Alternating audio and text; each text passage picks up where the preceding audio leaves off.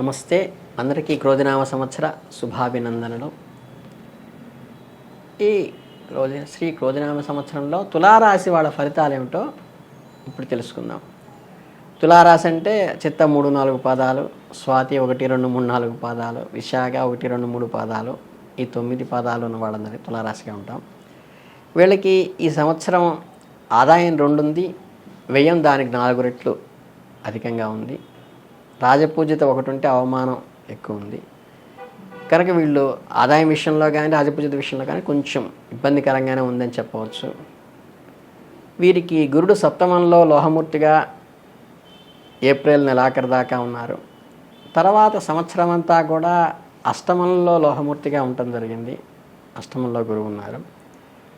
శనేమో సంవత్సరం మొత్తం కూడా పంచమంలో ఉన్నారు, ఉత్తరస్థానంలో రజతమూర్తిగా ఉన్నారు. రాహుకేతువులు షష్టంలోనూ వ్యయంలోనూ 12 రాశుల్లోనూ ఉన్నారు. కనుక ఏంటంటే ఈ రాశి ఫలితాలని అనుగుణంగా చూసుకుని వీళ్ళకి సంవత్సరం కొంచెం అవమానం ఎక్కువ ఉంది, రాజపూజ తక్కువ ఉంది. అది ఆదాయం కన్నా వ్యయం కూడా ఎక్కువ ఉంది. కాబట్టి ఆదాయ వరలో సంప్రదించడానికి చక్కగా లక్ష్మీ గాయత్రి కానీ లేకపోతే ఓం శ్రీం శ్రీ అయి నమః అనేటువంటి లక్ష్మీ మంత్రం కానీ శుక్రవారం 100 నిమిషాలు చేసుకుంటే మంచిది. లక్ష్మీ గాయత్రి అంటే ప్రత్యేకంగా ఏం లేదండి. మహాలక్ష్మీ చ విద్మహే విష్ణు పత్నీ చ ధీమహి తన్నో లక్ష్మీ ప్రచోదయాత్ అనేది లక్ష్మీ గాయత్రి. ఎందుకంటే ఈ రుణబాధాలు పెరగనీయకుండా ఖర్చులు నియంత్రణాధరంలో సాగాల్సి ఉండటానికి ఈ లక్ష్మీ గాయత్రి అనేది ఉపయోగపడుతుంది. ఇది స్త్రీ పురుష భేదం లేకుండా అందరూ కూడా ఈ మంత్రాన్ని చేసుకుంటే ఈ సంవత్సరంలో ఉన్న ఆర్థిక ఇబ్బందుల నుండి బయటపడటానికి, విద్యార్థులకి వృద్ధిలోకి రావటానికి ఈ విధానం పాటించాల్సిన విషయం ఎంతైనా ఉంది. ఇక వీళ్ళు కార్మికులకైతే కొంచెం శ్రమ ఎక్కువగా ఉంటుంది. ఈ ఆర్థిక స్వావలంబన ఇంకా వాళ్ళకి తక్కువ ఉంటుంది. కాబట్టి ఈ నిరుద్యోగులు మాత్రం వచ్చిన అవకాశాన్ని సద్వినియోగం చేసుకుని ఉన్నతమైనకి వెళ్ళాలి తప్పితే ఏదో వస్తుంది దానికోసం ఆశించి వృధా చేసుకోవాకండి అవకాశాన్ని. గృహ నిర్మాణ కార్యక్రమాల్లో కూడా తలపెట్టుకున్నటువంటి ఏదైతే వస్తువులు అవి థెఫ్ట్కి గురయ్యేటువంటి అవకాశం కూడా ఉంది. కాబట్టి అవి కొంచెం జాగ్రత్త చేసుకోవటం ఎంతైనా అవసరం. రాజకీయ నాయకులకు కానీ అధికారులు కానీ కొంచెం కత్తి మీద సాములాగా ఈ పదవిలో కానీ ఫేమ్లో కానీ ఇబ్బందులు కలిగేటువంటి అవకాశం కూడా ఉంది. కానీ జాగ్రత్తగా ఉండాలి. ఇక నెల మాస ఫలితాలకి వచ్చినట్లయితే మనం ఏప్రిల్లో గ్రహ సంచారం అంటే దాదాపుగా ప్రతికూలంగా ఉన్నదనే చెప్పవచ్చు. ఆటంకాలు ఎక్కువ ఉంటాయి. ఏప్రిల్ 23వ తారీఖున కుజిని రాసు మార్పు చేత కొంచెం ఆటంకాల నుంచి కొంచెం బయటపడడానికి ఆస్కారం ఉంటుంది. ఏది ఏమైనప్పటికీ కూడా ఒక ప్రణాళిక క్రమబద్ధంగా సిన్సియర్గా ఎఫర్ట్ పెట్టుకుంటూ ఒక ప్రొడక్టివిటీగా చేస్తేనే ఇతరులతో సంయమనం పాటించుకుంటూ వాళ్ళ వ్యవహారాలకు దూరంగా ఉంటూ మనకు కావాల్సినంత వరకే ఇన్వాల్వ్ అవుతూ ఉండాలి. ఆ జాగ్రత్త అవసరం. మే నెలలో వచ్చేంటంటే 1వ తారీఖు నుంచి కూడా కుజుని సప్తమ రాశిలో సంచారం ఉంటారు. పార్ట్నర్షిప్కి ఇబ్బంది కలిగిస్తుంది. 4 గ్రహాల స్థితి అనారోగ్యానికి కానీ వీటి కొంచెం ఆర్థిక ఇబ్బందులకు కానీ వస్తుంది.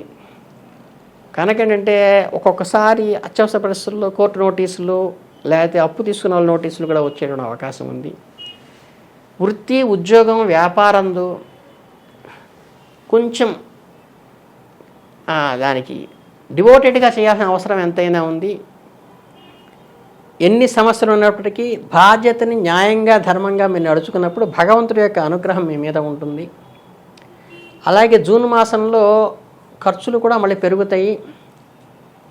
పక్కవారి చేత ఇబ్బంది కలిగేటువంటి అవకాశం ఉంది. కాబట్టి కొలీగ్స్తో కానీ బిజినెస్లో పార్ట్నర్స్తో కానీ కొంచెం జాగ్రత్తగా ఉండాలి. ఆర్థిక సమస్యల నుంచి కొంతవరకు అయితే బయటపడతారు కానీ బాధ్యతలు బరువులు పెరుగుతాయి. కనుక ఇది కొంచెం గమనించుకోవాలి. ఇక జూలై మాసానికి వచ్చినట్టయితే ఈ రవి శుక్ర సంచారాలు జూలైలో కొంచెం అనుకూలత అక్కడి నుంచి స్టార్ట్ అవుతుంది. కొన్ని చిన్న అచీవ్మెంట్స్ అయితే కూడా మీరు ఏర్పరచుకొని కొంచెం మనోధైర్యంతో ముందుకు వెళ్ళి ఈ స్పెక్యులేషన్ వ్యాపారంలో కూడా కొంచెం ముందు ఉంటారు. బట్ షేర్లు ఎప్పుడు అనేది ఎప్పుడు ఆచితూచి వ్యవహరించిన విషయమే. కాకపోతే కొంచెం జూలై నుంచి మంచి రోజులు వచ్చాయని చెప్పొచ్చు వీళ్ళకి. తర్వాత ఆగస్టులో వచ్చేసరికి రవి కానీ, బుధుడు కానీ, శుక్రుడు కానీ, రాహు కానీ సంచారం ఆ నెలలో కూడా అనుకూలం. జూలై అనుకూలంగా ఉంది, ఆగస్టు అనుకూలంగా ఉంది. ప్రయత్నాలు కొంచెం వేగవంతంగా కూడా అవుతాయి ఆగస్టులో. ఏకాగ్రతతోనూ పట్టుదలతోనూ ఆరోగ్యాన్ని జాగ్రత్తగా కాపాడుకుంటూ ఆర్థిక ప్రయోజనాలు మనకి ఏవైతే ఇస్తాయో, ఎందుకంటే మనకి ఆదాయం 2 ఉంది, వ్యయం 8 ఉంది కాబట్టి ఆర్థిక ప్రయోజనాన్ని దృష్టిలో పెట్టుకుని నిరుద్యోగులు కానీ, వ్యాపారస్తులు కానీ జాగ్రత్తగా ఫైనాన్షియల్గా సంయమనం పాటించి ఈ బాగున్న జూలై ఆగస్టు నెలలో పుంజుకోవడానికి ప్రయత్నిస్తే చాలా అనుకూల ఫలితాలు వస్తాయి.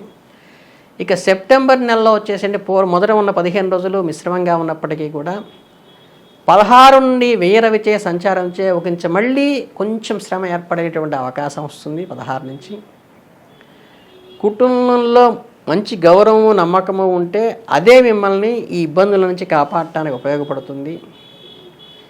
అధికార వర్గాల్లో కానీ, బంధువర్గంలో కానీ కొంచెం విమర్శలు కూడా ఎదుర్కొనేటువంటి అవకాశం ఉంటుంది. అంటే మనం ఎంత చేసినా సరే ఏంటి ఇలా మాట్లాడుతున్నారు బంధువులు అనేటువంటి మనస్తాపాలు ఉద్రేకేటువంటి అవకాశం ఉంటుంది. కాబట్టి మీకు ఉద్యోగస్తులకు కూడా కొలీగ్స్లో కొంచెం మాట పట్టింపులు వచ్చే అవకాశం ఉంది. కాబట్టి దాన్ని జాగ్రత్తగా పెట్టుకుని దాన్ని అర్థం చేసుకోవాలి గుండె ధైర్యంతో. అక్టోబర్లో గ్రహ సంచారం మిశ్రమంగా ఉన్నప్పటికీ 20న దశమ కుజ సంచారం వల్ల పట్టుదల, ఉత్సాహం పెరుగుతుంది. ఉద్యోగం, వ్యాపారంలో ఉన్నటువంటి మీకు ఏదైతే ఇబ్బందులు ఉన్నాయో వాటిని కొంచెం అధిగమించేసి అవసరానికి తగ్గట్లుగా ఆర్థికంగా పుంజుకోవటము, బంధుమిత్రులతో సమిష్టిగా ఏర్పడి వాళ్ళతో విందు వినోదుల కార్యక్రమంలో ఏర్పడటానికి ఇప్పుడు కొంచెం మెరుగైనట్టుగా ఈ నెల నుంచి వచ్చింది. నవంబర్ నెలలో గ్రహ సంచారం తీసుకున్నట్టయితే కనుక ఎక్కువ శ్రమ కండానే, అంటే ఎఫర్ట్ తక్కువ ఉన్నప్పటికీ అనుకూల ఫలితం ఈ నవంబర్లో బాగా ఉంది. ఇప్పటిదాకా శ్రమ ఎక్కువ ఉంది. అప్పటిదాకా మీకు ఆర్థికంగా పుంజుకున్నారు, కొద్దిగా అనుకూలమైంది. తర్వాత ముందుకు వెళ్ళినాయి ఆగస్టు నెలలో. ఇప్పుడు కొంచెం బాగా పుంజుకుని నవంబర్లో ఇంకేంటంటే నూతన వస్తువులు కొనటం కానీ, నూతన పరిచయాల వల్ల కానీ, విద్యార్థులు కనుక ఏదైనా అనుకున్నట్టయితే ఆ లక్ష్యంలో వాళ్ళు చేరుకోవటం కానీ, అచీవ్ అవటం కానీ, ఆ అనుకున్న టార్గెట్ని ఫుల్ఫిల్ చేయటం కానీ వ్యాపారస్తులు ఉంటుంది. ఈ డిసెంబర్ మాసానికి వచ్చేటప్పుడు నెక్స్ట్ రవి, కుజ, బుధ, శుక్ర, రాహువుల సంచారం అనుకూలమైనవిగా చెప్పచ్చు. అంటే రవి, కుజుడు, బుధుడు, శుక్రుడు, రాహు అందరూ అనుకూలంగా వచ్చారు. ఇక్కడికి వచ్చేసరికి చివరికి వచ్చేసరికి చూసారా మీకు సంవత్సరం ఆఖరికి వచ్చేసరికి భవిష్యత్ కారణానికి సంబంధించినటువంటి ఏదైతే లాంగ్ ప్రాజెక్ట్స్ ఉంటాయో అవన్నీ కూడా చూసుకోవాలి. పదోన్నతులు కానీ, ప్రమోషన్స్ కానీ పొందే అవకాశం ఉంది. బంధుమిత్రులచే సహకారం పూర్తిగా వస్తుంది. గతంలో ఏవైతే మీకు ఇబ్బందుల వల్ల పెండింగ్లో పడ్డాయో ఆ ప్రాజెక్ట్స్ అన్నీ కూడా సాఫ్ట్వేర్ వాళ్ళు కానీ డెవలప్ చేసుకుంటారు, వ్యాపారస్తులు కానీ డెవలప్ చేసుకుంటారు. మీరు అనుకున్న శుభవార్తలు ఈ నెలలో వినేటువంటి అవకాశం ఉంది. జనవరి మాసానికి వచ్చేసరికి మళ్ళీ నెక్స్ట్ ఇయర్ జనవరికి వచ్చేసరికి గ్రహ సంచారంలో 2/3 అనుకూలంగా ఉంటుంది. లక్ష్యం ఏర్పరచుకొని కొంచెం లక్ష్య సాధనకే కొంచెం ఏకాగ్రతతో కష్టపడాల్సిన అవసరం వస్తుంది. మళ్ళీ వృత్తి కానీ, ఉద్యోగానికి, వ్యాపారం కానీ వీటిలో కుటుంబ సభ్యుల యొక్క సఖ్యత పెరిగి వివాహం కానీ, ఉద్యోగాన్ని, శుభకార్యాలు బాగా చేయటానికి కానీ, మీరు ఏదైనా పెళ్లి కార్యక్రమాలు పెట్టుకున్న అమ్మాయికి కానీ, అబ్బాయికి కానీ కొంచెం ముందుకు ప్రోగ్రెస్గా ఉంటుంది. ఆరోగ్యం విషయంలో కూడా కొంచెం చిన్న చిన్న మార్పులు వచ్చేటువంటి అవకాశం ఉంటుంది. ఫిబ్రవరి మాసానికి వచ్చేసరికి మధ్య కంటే ఎబో యావరేజ్ అంటారు కదా, ఆ స్థితికి వస్తుంది. వృత్తి ఉద్యోగాల్లో మళ్ళీ వృద్ధి చెందేటువంటి అవకాశం కూడా ఫిబ్రవరిలో ఉంటుంది. స్థిరాస్తులు ఏర్పడినట్టు ఉంటాయి. బంధుమిత్రులతో ఉత్సాహంగా పాల్గొంటారు. అవివాహితులకి వివాహం అయ్యేటువంటిది, నిరుద్యోగులకి ఉద్యోగం ప్యాకేజ్ మంచి ప్యాకేజ్తో వచ్చే అవకాశం, విద్యార్థులకి మంచి కాలేజీలో సీట్ కొట్టడం కానీ, లేకపోతే ఆపర్చునిటీ ఉద్యోగం కోసం వాళ్ళు అనుకున్నటువంటి వ్యాపారంలో కానీ, విద్యార్థులు కానీ, ఉద్యోగస్తులు కానీ అందరికీ కూడా అనుకూలంగానే ఉందని చెప్పవచ్చు. ఇక మార్చి మాసానికి వస్తే శుక్రుడు కానీ, బుధుడు కానీ షష్టం నందు, కుజుడేమో భాగ్యస్థితిలో సంచారం చేయటం వల్ల చిన్న చిన్న తరహా విమర్శలు ఏమైనా వచ్చినప్పటికీ కూడా బంధువర్గానికి కొంచెం గ్యాపు, మనస్పర్ధలు వచ్చినప్పటికీ కూడా అనుకున్నటువంటి ప్రయత్నాలు వృద్ధి చెంది, అనారోగ్య సమస్యలు వచ్చినప్పటికీ కూడా దాటి నుంచి బయటపడేటువంటి మనోధైర్యాన్ని మీరు ఏర్పరచుకుంటే ఇంట బయట కూడా వచ్చినటువంటి అభిప్రాయ భేదాల నుంచి మీరు ముందుకు వెళ్ళటానికి ఆస్కారం ఉంటుంది. ఇంకా ఈ సంవత్సరంలో చిత్తార నక్షత్రం వాళ్ళకి ఆగస్టు 20 నుండి నవంబర్ 27 వరకు కూడా గురుడు శుభంగా ఉంటాడు కాబట్టి అది మంచి పీరియడ్ ఆగస్టు నుంచి నవంబర్ వరకు. అలాగే అక్టోబర్ నుంచి 27 వరకు డిసెంబర్ వరకు శని శుభుడుగా ఉంటాడు.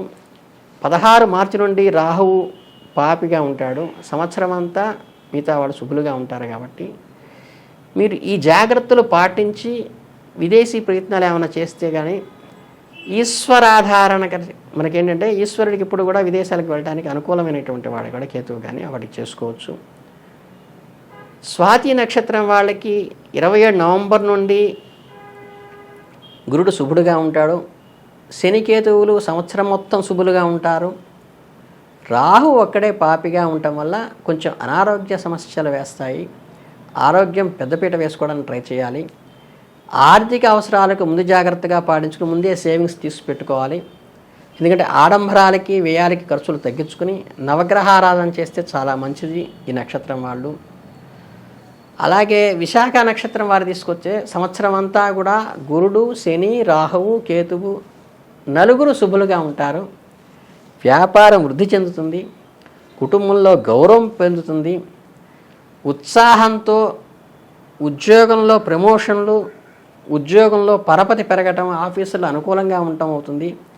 ఈ చిన్న చిన్న ఏదైనా లోపాలు ఉంటే దానికి కనుక మీరు కార్తికేయ ఆరాధన కానీ సుబ్రహ్మణ్య ఆరాధన కానీ చేస్తే చాలా మంచిది. చక్కగా ఓం నమ శివాయ మంత్రం అనేది ప్రధానంగా చేసుకుంటే మీకు అంతటా కలిసి వస్తుంది. కనుక ఈ రాశి వాళ్ళు ఈ సంవత్సరం అంతా కూడా ఈ చిన్న చిన్న జాగ్రత్తలు తీసుకుంటే మీరు ఈ ఆదాయం తక్కువ ఉంది, వ్యయం ఎక్కువ ఉంది అనేది కాకుండా ఇదంతా కూడా పెంచుకోవటం వల్ల మీకు సంపూర్ణమైనటువంటి ఫలితాలు వచ్చి మీరు వృద్ధిలోకి వస్తారని మనస్ఫూర్తిగా కోరుకుంటూ ధన్యవాదాలు.